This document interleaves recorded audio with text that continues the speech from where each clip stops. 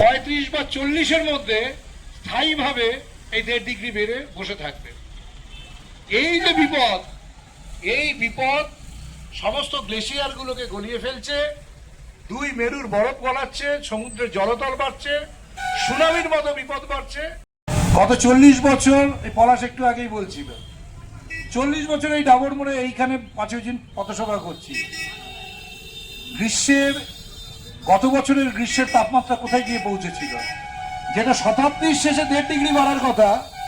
বিজ্ঞানীরা বলেছেন যে গত বছরই সে 1.5 ডিগ্রির অতিরিক্ত তাপমাত্রা, মানে শিল্প বিপ্লবের পর গত 200 বছরে এই বিপদটা আমরা বাড়িয়েছি, এবং ক্রমাগত এটা যত দিন যাচ্ছে তত দ্রুত বেগে বাড়ছে। 2015-তেই সাবধানবাণী করা হয়েছিল, 2024-এ এসে সেই ঘটনা ঘটলো।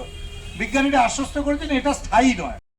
ঘূর্ণিঝড়, এই ভারতীয় উপকূল জুড়ে যে দেশগুলো আছে তারা বসে ঠিক করে ঘূর্ণিঝড়ের কি নাম হবে। আগে প্রতি 2 বছরে একটি সুপার সাইক্লোন হতো, গত 10 বছর আগে।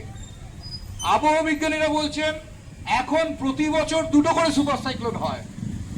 বিশেষ করে যে ভারত মহাসাগর আছে, সেই ভারত মহাসাগরের জলতল ইতিমধ্যেই বৃদ্ধি পেয়েছে, এবং তার গড় উষ্ণতা 1 ডিগ্রির বেশি অন্য যে কোনো মহাসাগরের থেকে, যার ফলে অন্য মহাসাগরের থেকেও ভারত মহাসাগরে এই প্রাকৃতিক বিপর্যয়ের সংখ্যা বাড়ছে।